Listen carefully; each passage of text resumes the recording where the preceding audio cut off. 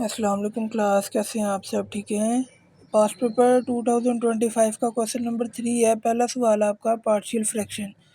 Partial fraction में solve out करना है और ए और बी की वैल्यूज़ निकालनी है। ये कैसे निकालते हैं क्लास? जो भी सवाल होता है आपने उसका एलसीएम लेना है या उससे सिंपल मल्टीप्लाई कर देना है डिनोमिनेटर से। ये जो डिनोमिनेटर है इसे दोनों साइडों पर मल्टीप्लाई करने से क्या होगा, ये कट जाएगा।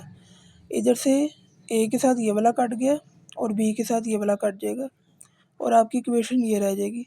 उसके बाद ए व एक्स माइनस 3 को 0 की इक्वल लेट करके एक्स की इक्वल 3, ये वैल्यू आपने इक्वेशन नंबर 1 में पुट कर देनी है। जैसे ये पुट करेंगे, इसे सोल्व करेंगे, बी का आंसर 4 आ जाएगा। बिल्कुल अगेन इसी तरह एक्स माइनस 4 इक्वल 0, इसको भी पुट कर देना है। जैसे इसे इक्वेशन नंबर 1 में पुट करेंगे और आप सोल्व आउट करेंगे तो आपका आंसर ए का 3 आ जाएगा। ए और बी के आंसर्स निकालने से। Improper fraction. A fraction is said to be improper fraction when the numerator is higher or equal than the denominator। एक फ्रैक्शन है बटा, यानी कि ये जो ऊपर वाली वैल्यू नोमिनेटर होती है और नीचे वाली डिनोमिनेटर। अगर ऊपर वाली वैल्यू बड़ी हो नीचे वाली वैल्यू से, या ऊपर वाली वैल्यू और नीचे वाली वैल्यू सेम हो, वेरिएबल की पावर अगर सेम हो तो वो इम्प्रॉपर है। एक्स एक सेट है 246 ... 20। ये 100 ओन का मतलब होता है कि 6 से लेकर 20 तक सारे नंबर आ रहे हैं और वाई एक सेट है 4 8 12 100 ओन 24।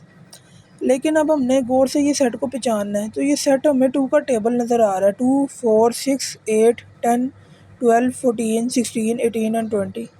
और इस तरह ये 4 का टेबल है, 4 8 12 16 20 एंड 24। एक्स माइनस वाई कैसे करते हैं? पहले सेट के तमाम एलिमेंट जो दूसरे सेट के एलिमेंट में ना हो तो उन्हें लिख देना है। जैसे यहाँ पहले सेट में देखें 2 है तो दूसरे में नहीं है, 2 लिख दिया। पहले सेट में देखें आपके पास 6 है तो दूसरे में नहीं है, 6 लिख दिया। पहले सेट में देखें 10 है तो दूसरे में नहीं है, 10 लिख दिया। तो 100 ओन 14 18 ये आपका आंसर है। ऑन टू फंक्शन क्या होता है? अगर ऐसा फंक्शन जो कि ए इज रिलेट कर रहा है, फंक्शन बना रहा है बी के साथ, वो ऑन टू है। अगर हर एलिमेंट बी का उसके हर एलिमेंट सेट ए के साथ कम से कम कोई ना कोई इमेज रखता हो। कहने का मतलब क्या है? यानी कि दो एक फंक्शन है, एक f1 और एक f2। तो इसके अंदर जितने भी एलिमेंट्स होंगे वो इसके एलिमेंट्स के साथ कोई ना कोई इमेज रखते होंगे। जैसे फंक्शन 2x है, a 1 2 3 एंड b 2 4 6 एक सेट है। अब हमने x की जगह 1 2 3 पुट करके देखा तो हमारे पास 2 4 6 आंसर आ गए। तो यानी कि हमें पता चल गया जो b है वो a के साथ इमेज रखता है, तो ये एक ऑन टू फंक्शन है।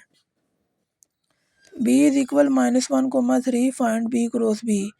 b क्रॉस b निकालने के लिए आपने बस उसी सेट को उसी सेट के साथ मल्टीप्लाई करना है और मल्टीप्लाई करने के बाद आपने पहले सेट का पहले एलिमेंट दूसरे सेट के पहले एलिमेंट के साथ, पहले सेट का दूसरे सेट एलिमेंट के साथ, दूसरा एलिमेंट पहले सेट का इसके साथ, और इस तरह अगेन इसको ब्रैकेट के अंदर लिख देना है।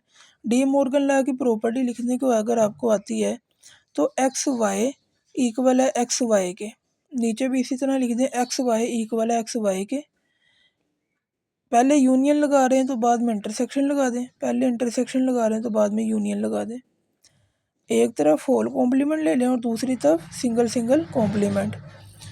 अरिथमेटिक मीन का सवाल अगर आए, आपको डाटा दिया हुआ है तो अरिथमेटिक मीन अगर आपने निकालना है उसको डिनोट करते हैं एक्स के बार से। एक्स का बार समेशन एक्स ओवर एन, ये फॉर्मूला है अरिथमेटिक मीन का।